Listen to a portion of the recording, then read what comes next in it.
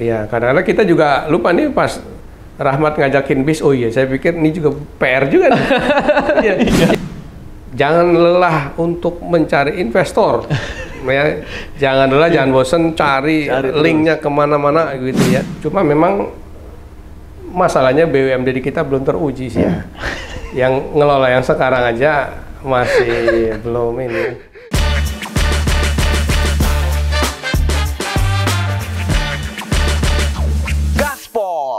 Ngebahas politik.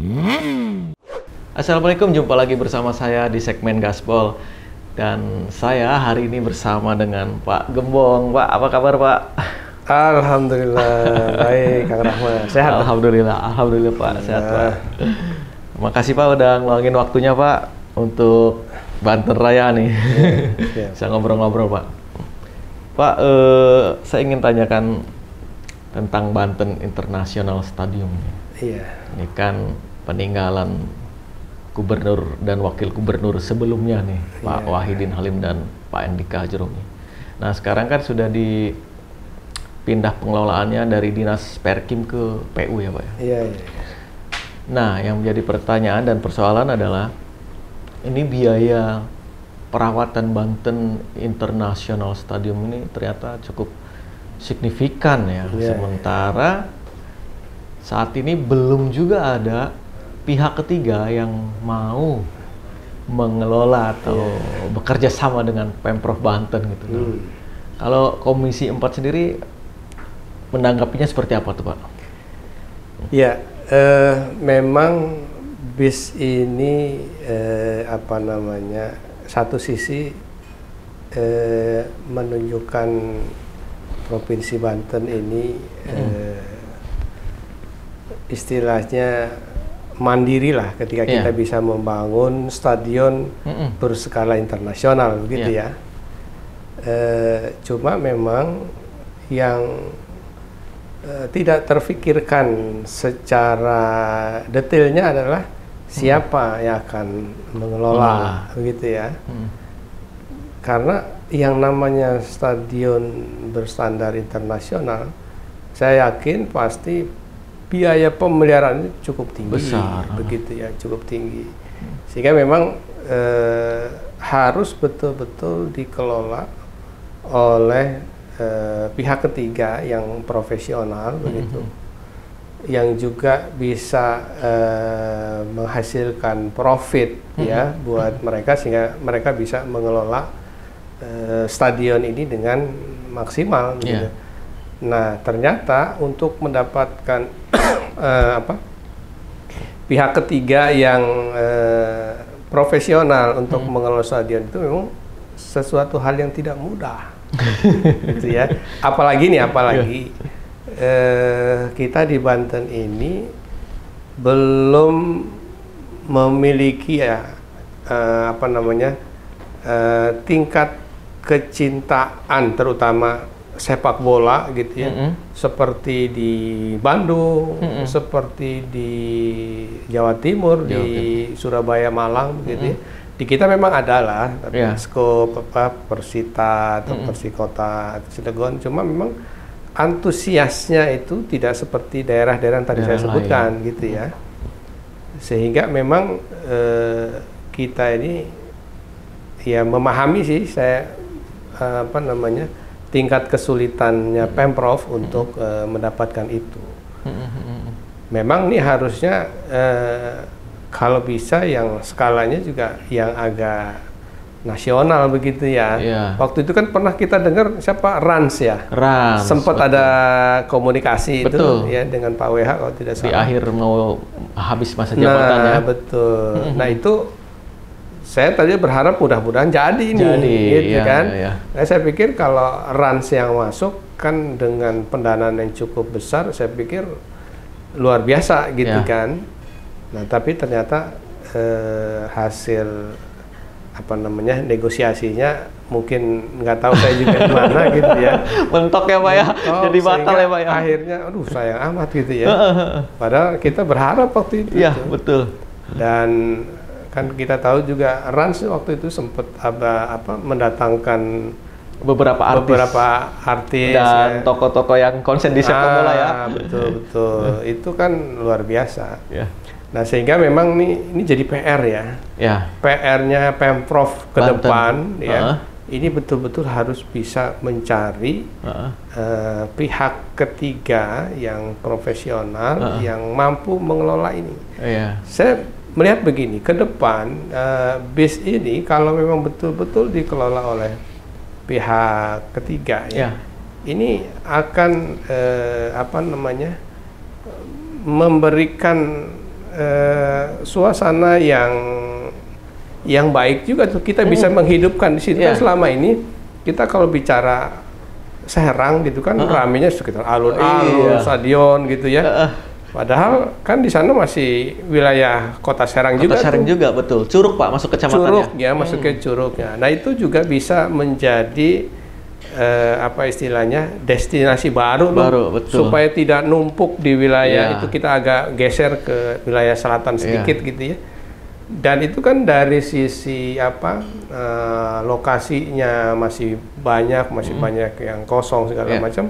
Itu ke depan itu bisa menjadi area yang menjanjikan. Betul, sepakat. Nah, apalagi misalkan di stadion tadi itu gitu ya, si pengelola ini bisa mengelola ini sehingga event-event itu bisa dilakukan di sana, bukan hanya sepak bola gitu ya.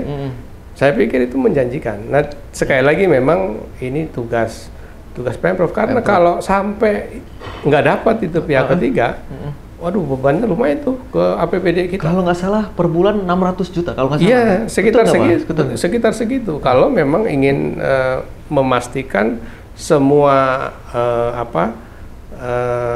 sarana dan prasarana di sana bisa terjaga terawat ya. Gitu, betul. Berarti di APBD 2024 yang kemarin KUAPPS masuk anggaran perawatan lagi? Ya sudah pasti itu. Karena kan belum ada pihak ketiga nih, berarti belum dimasukkan. Ada.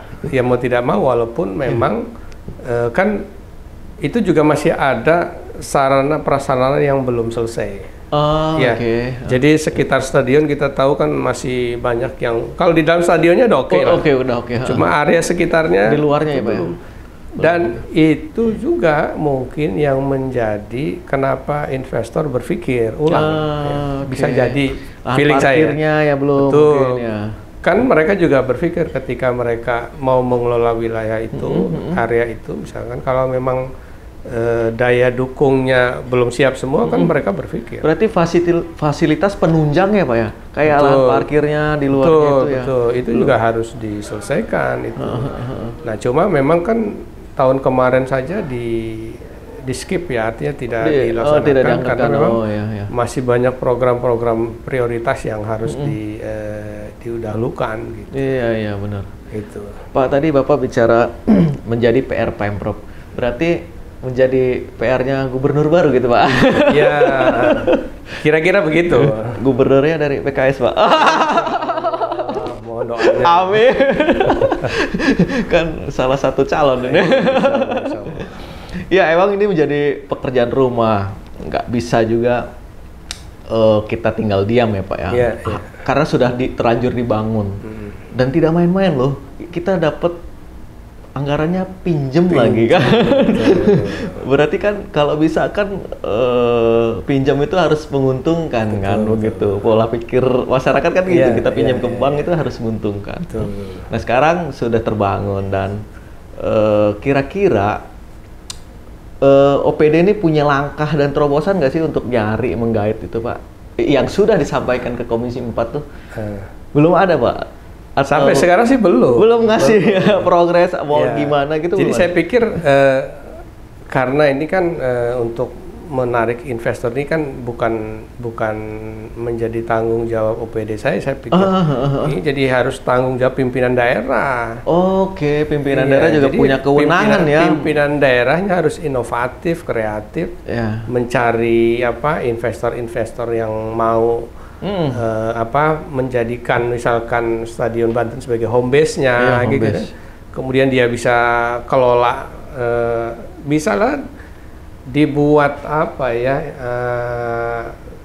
semacam apa, sehingga orang tuh tertarik datang ke stadion gitu loh. Ada semacam ya tanda kutip keramaian-keramaian sehingga orang mau datang ke situ. Minimal datang aja. Kan selama ini area di situ cuma numpang lewat aja. Betul. Ya, orang mau Serang ke Pandengan cuma numpang lewat. Nah, ini nanti harus kreatif gimana nih? Supaya misalkan orang situ mampir dulu lah ke sini. Orang mau mampir ke situ kan berarti menjadi salah satu tujuan destinasi, ada yang membuat orang tertarik ingin mampir gitu. Bahkan orang pun lewat situ pun nggak tahu titik mana stadion. Karena nggak ada apa ya istilahnya ikon bahwa ini loh gerbang stadionnya belum dibangun. Apa bagaimana tuh, Pak? Ya kayaknya saya pikir OPD terkait juga belum fokus ke sana kali ya. Jadi yang saya tangkap ini, jadi OPD terkait itu kan sekarang di PU ya, PUPR. Mereka berpikir mungkin dalamnya dulu lah diberesin gitu kan, kita dalamnya beres baru merembet ke yang lain gitu ya.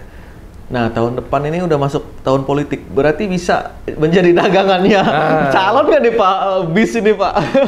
Kalau saya jadi nanti, saya akan membuat Banten Internasional menjadi benggal, misalkan gitu.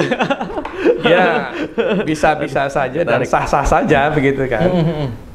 Apa namanya, menjadikan stadion BIS ini sebagai bahan kampanye gitu ya. Yang jelas kan masyarakat juga menginginkan apa namanya, tidak hanya sekedar slogan-slogan semangat pada kampanye, tapi harus memang betul-betul direalisasikan gitu kan. Betul. Jangan sampai kampanye berkoar ini itu, tapi pelaksanaannya nggak ada. Nggak ada. Nah, gitu. Iya. Liga udah mulai berjalan, tapi BIS belum menjadi home base-nya ya. Home base-nya salah satu klub lah di Banten.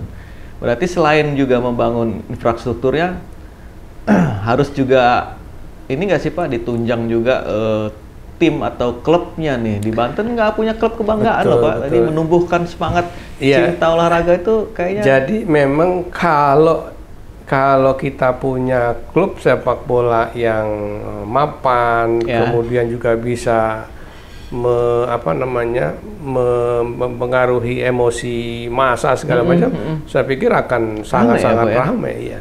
Cuma memang sayangnya memang di Banten ini belum ada ya, saya melihat ya. Belum. Di Tangerang lumayan lah, seperti Persita Persikota gitu ya. Cuma memang kan tingkat ini masyarakatnya dibanding misalkan kayak di Malang ya, atau di Bandung kan mereka lebih ini ya gitu. Jadi memang ini harus duduk bareng kali ya. Klub-klub ini gimana gitu, apakah mereka memang apa namanya mau menggunakan home base, coba kan yang mereka pikirkan kan tadi itu biaya pemeliharaannya itu tinggi kan. Begitu. Di Serang ada Perserang kan, cuman belum masuk divisi 1 kalau nggak salah ya. Iya. Nah, masih jauh kayaknya Serang. Masih jauh ya. Karena mungkin juga kalau untuk menjadikan itu home base biayanya kan mahal. Betul. Mungkin secara finansial di manajemen Perserangnya juga mungkin belum mencukupi barangkali ya. Betul. Iyalah pasti. Kan sebenarnya di Banten juga ada, Cilegon juga ada kalau tidak salah kan. Di Serang ada. Cuma ya tadi itu mungkin kalau dia harus berpikir membiayai stadion itu juga mikir mereka. Artinya untuk menjalankan organisasinya saja mereka kan mungkin masih butuh anggaran, apalagi ini gitu ya. Jadi memang intinya sih harus menggandeng. Bisa dong, harusnya kan dalam waktu dekat ada event Piala Dunia usia berapa tuh Vin? 23 kalau nggak salah, apa 22 ya? 17 apa 20? Iya pokoknya Piala Dunia itu. Kenapa enggak sih mengajukan, nih loh Banten layak nih untuk salah satu lokasi pertandingan gitu. Nah, kemarin kayaknya nggak ada tuh nama Banten. Betul. Karena mungkin pertama ya bahwa stadion ini kan belum beres kan. Itunya. Jadi tadi itu yang penunjang tadi ya Pak ya. Mungkin itu juga menjadi salah satu sebab pertimbangan sehingga itu belum diajukan. Saya pikir kalau misalkan di luarnya itu sudah selesai, mungkin ya agak pede juga nawarin kan gitu. Iya, benar. Oh sekarang kan itu jadi belum beres, mau tawarin di mana kan gitu. Jadi nanggung. Saya pikir nanggung. Jadi stadion ini kalau memang mau segera dipasarkan, segera selesaikan itu yang di pelatarannya itu. Harus, baru kita bisa ngejual ke orang. Kalau enggak susah. Nah, apa yang mau kita tawarkan, orang kan akan lihat suasananya masih kumuh dan segala misalkan kan, sehingga orang belum mau ke sana. Komisi 4 mendorong itu Pak biar terrealisasi supaya artinya mendukung itu ya karena mau tidak mau kan, karena ini stadion sudah berdiri ya kan, kita juga nggak boleh mubazir juga nih stadion. Nah ini harus dikelola begitu. Atau mungkin gini, kalau kita kan punya BUMD ya, punya BUMD ya, memang dia tidak bergerak di bidang olahraga kan. Nah, mampu nggak kira-kira kalau misalkan ditawarkan oleh Gubernur Banten misalkan untuk mengelola stadion ini sehingga menjadi jadi tempat yang minimal orang mau ke situ aja dulu begitu gitu. Terus kan nanti bisa kalau kita menyewakan stadion ke pihak lain ya. Cuma memang masalahnya BUMD di kita belum teruji sih ya. Yang ngelola yang sekarang aja masih belum ini. Jadi kita memang agak ragu-ragu juga nih, siap nggak gitu ya. Gitu. Sepanjang berdiri belum ngasih dividen, Bang. Iya. Ada sih dividen, cuma kecil banget ya. Nggak sesuai lah dengan apa yang kita. Malahan kecenderungannya bermasalah terus di penegak hukum. Iya. Takutnya ditambahin core bisnis untuk ngelola olahraga. Iya, paling nantilah kalau itu udah bagus kali ya. Iya. Jadi intinya itulah, kita memang harus mencari pihak ketiga. Terobosan ya, Pak. Cuma memang harus promosinya harus bagus. Misalkan kita perbaiki gitu luarnya, kita jual nih bahwa stadion Banten ini punya fasilitas ini gitu ya. Dia bisa dipakai untuk pertandingan internasional segala macam. Artinya ya kreatif lah di situ ya. Jadi bagaimana kita menjual produk ini bagus nih, produk stadion internasional. Rumputnya aja kan dari luar nih. Tapi kalau standar FIFA. Kalau kita nggak mampu untuk menjual produk bagus ini ya akan selamanya begitu. Dan ini pasti akan membebani APBD terus begitu. Nah ini jadi PR nih. PR ke depan gimana kita bisa bekerja sama dengan pihak. Pak, kalau prediksi Bapak nih di Komisi 4 butuh berapa lama tuh Pak bisa mempercantik sarana penunjangnya supaya layak dipromosikan? Sebetulnya sih dalam 1 tahun anggaran cukup. Asal memang anggaran yang dibutuhkan dengan yang diberikan itu sesuai. Jadi misalkan ada saya belum tahu ya kebutuhannya berapa nih usulannya untuk cantik gitu. Kalau memang ingin segera 1 tahun anggaran. Cuma kan kadang kita ketika pembahasan anggaran kan kita akan memikirkan mana nih pekerjaan yang prioritas gitu kan. Nah kalau memang hal-hal yang prioritas itu bisa kita selesaikan, baru kita pikirkan ini. Gitu. Tapi menurut Bapak sendiri ini prioritas nggak sih Pak? Karena kalau 600 juta dikali 12 bulan udah berapa Pak? Betul. Kita ngebuang untuk pemeliharaan doang loh. Iya. Dan yang juga harus dipastikan oleh kita nih, ketika misalkan nih kita membangun ini kan pasti dengan anggaran yang cukup besar juga nih. Ya kita juga harus pastikan ketika ini sudah beres, ada nih pihak ketiga yang mau mengelola itu, ya kan? Sehingga apa yang kita keluarkan di APBD ini tidak sia-sia gitu kan. Mereka bisa langsung menggunakannya gitu. Makanya ini juga bisa jadi bahan negosiasi dengan pihak ketiga. Misalkan ada pihak ketiga ini mereka mau pakai itu, tapi mereka butuh kesiapan penyelesaiannya terlebih dahulu. Nah ini bisa aja kita kan. Betul. Jadi intinya jangan berdiam diri. Termasuk Pak PJ Gubernur sekarang pun juga harusnya terus mencari gitu tuh. Jadi ada kesinambungan lah. Jangan sampai misalkan Pak WH udah buat Pak PJ karena mungkin tidak menganggap tidak prioritas mungkin gitu ya. Blank ini sekian 2 tahun ini kan sayang ini 2 tahun ini. 2 tahun ya. Nah mestinya upaya yang dilakukan sudah dilakukan oleh Pak WH dulu, ya dilanjutkan lagi ini sambil mencari ini kan tidak mudah itu. Terus aja mencari. Nah nanti ketika sudah ada titik terang, mungkin mereka mengajukan syarat, ini harus beres, nggak ada masalah. Nah sehingga kita nanti membangun itu sudah jelas nih. Kita akan bangun ini karena ada pihak ketiga yang mau mengelola. Sehingga insya Allah anggaran APBD yang kita keluarkan pun juga nanti akan tertutupi begitu. Di rapat-rapat gitu Pak PJ pernah nggak sih Pak bahas bis gitu Pak? Mengungkapin pemikirannya? Kayaknya enggak. Belum ya? Kayaknya enggak gitu ya.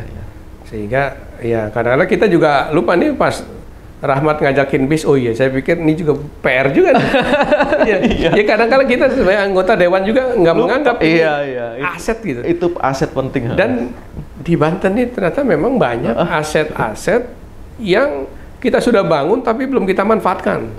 Misalkan ya Waduk Sindang Hela. Itu kan sudah jadi. Nah kan kita tinggal menyelesaikan aset itu kemana tuh tinggal koneksinya aja yang belum itu, sehingga belum bisa dipakai untuk suplai airnya. Iya untuk suplai air apa namanya itu headernya itu tuh yang alat penjernihnya atau penyalurnya Pak? Kayaknya sih penyalurnya kayaknya. Penyalurannya ya, oke. Kan Cilegon, Kota Serang, Kabupaten Serang ini masih butuh banyak air baku begitu ya. Jadi itu sayang tuh. Kalau itu sudah bisa dipakai kan udah ada tuh pemasukan ke Pemprov ya kan. Betul. Kemudian kita juga punya aset itu yang Dinas Tenaga Kerja itu di Tangerang itu ada kita berapa bangunan itu juga belum dipakai juga. Itu apa Disnaker itu Pak? BLK. Jadi dulu BLK betul BLK. Jadi orang yang praktek di sana dia bisa pakai tempat itu sewa ya sistemnya. Coba kan di luar pelatihan itu kan nih nganggur ini. Mungkin bisa kerjasama dengan pihak lain atau OVO atau apa gitu misalkan ya supaya ada pemasukan ke Pemprov. Nah termasuk juga bis ini kan juga aset yang tidak boleh diabaikan. Ini bagaimana aset yang sudah dibangun oleh Pemprov dibangun dengan hutang begitu ya. Ini juga harus memberikan imbal balik ke Pemprov. Ya minimal cicilan tiap tahun tertutup lah dari situ kan gitu. Itu dia, kita ini ruginya udah 2 loh. Pertama nyicil, kedua pemeliharaan. Kita kadang-kadang saya juga suka lupa nih kalau nggak teman-teman wartawan nggak nanya masalah. Iya benar kita punya PR nih. Iya punya PR. Termasuk waduk Karyan kan. Itu kan, waduk Karyan tuh kebutuhan nanti memang untuk wilayah Tangerang Raya. Tangerang Raya dan Jakarta gitu. Termasuk ketika kita kunjungan ke Depok, Bogor, mereka juga kurang tuh air baku. Itu juga mungkin bisa disuplai dari Karyan. Infonya mau sidak Waduk Karyan? Iya, hari ini nanti saya siang ini mau ke sana. Dia progresnya tahap kapan sih Pak? Maksudnya target penyelesaiannya? Mestinya sih kalau itu 2024 ya. Harusnya sudah beroperasi. Sama kayak tol Serang Panimbang ya. Targetnya 2024. Jadi saya pengen lihat juga ke sana seperti apa progresnya. Intinya memang PR kita di Banten terkait dengan aset-aset yang idle ya. Saya katakan idle kenapa? Karena memang belum menghasilkan. Kalau ini mungkin dengan sentuhan sedikit anggaran gitu ya.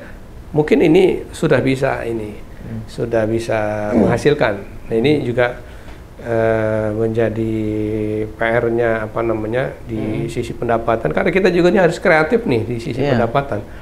Dan selama ini kita untuk pendapatan ini betul-betul mengandalkan untuk pajak kendaraan bermotor ya PKB. Sementara ya dari aset-aset yang sudah dibangun nih baik oleh pemerintah pusat itu belum kita optimalkan sehingga belum ada tuh pemasukan. Saya pikir air itu kan, waduh luar biasa tuh pemasukan dari air itu kalau memang bisa kita kelola secara maksimal. Bicara bis lagi tadi, bicara pemasukan. Udah dibikin belum sih regulasinya kalau nyewa Banten International Stadium tuh bayar berapa ya? ada perdanya udah dibikin? Belum ada. Jadi kayaknya belum berpikir sampai ke sana kayaknya. Perlu nggak tuh Pak dibuat regulasinya? Saya pikir kalau nanti ada pihak ketiga begitu, ya harus sudah. Artinya ketika mereka nanti mengelola itu, ketika mereka mau membuatkan tarif sudah ada regulasinya, ada daftar ininya, sehingga mereka tidak menerapkan tarif yang terlalu tinggi gitu ya, misalkan. Saya pikir itu memang perlu. Dan sekarang ini nampaknya belum terpikir untuk ke sana nih, karena stadionnya belum jadi. Gitu. Fasilitas. Satu lagi nih, saya punya bukan ide lah ya.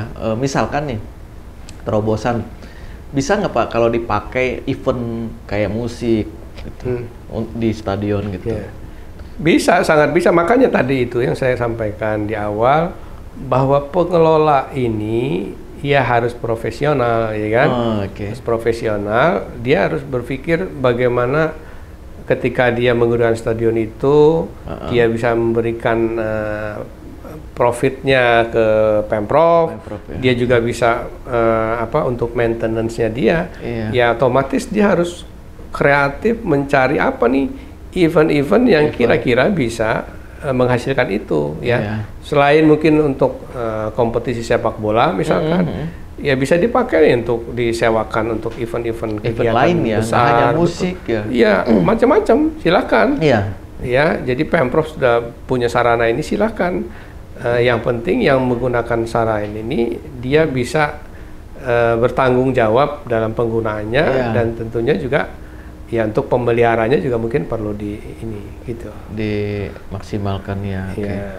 Terakhir Pak, saran buat OPD terkait nih Pak. Sarannya seperti apa nih supaya BIS ini ya ke depan menghasilkan gitu? Ya, jadi saran saya, karena sekarang yang menjadi penanggung jawab nih Dinas PUPR ya.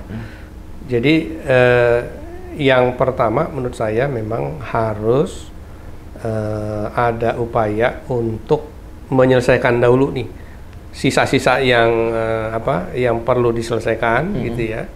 Karena ini juga yang akan menjadi daya tarik investor. Nah, yang kedua, jangan lelah untuk mencari investor. Ya, jangan lelah, jangan bosan cari linknya kemana-mana gitu ya. Ya bisa bekerja sama lah dengan pihak lain. Ya intinya bagaimana gambaran tentang investor itu sudah ada lah di benak mereka, sehingga mereka segera dapat itu. Yang terakhir saya pikir teman-teman OPD terutama PUPR ini harus menyadari bahwa stadion ini dibangun dari pinjaman. Iya kan? Dibangun dari pinjaman yang harus dibayar setiap tahun. Ya, kemudian pemeliharaannya juga besar. Itu juga harus jadi mindsetnya mereka itu. Ya OPD, ya gubernur juga ini harus berpikir ke sana. Sehingga hari-hari mereka tuh gimana supaya cepat dapat gitu. Kalau bisa bayar utang pinjaman tuh dari sini gitu ya. Luar biasa kan? Oke Pak, terima kasih banyak Pak atas waktunya. Saya Rahmat Kurniawan, undur diri. Wassalamualaikum warahmatullahi wabarakatuh. Waalaikumsalam warahmatullahi wabarakatuh.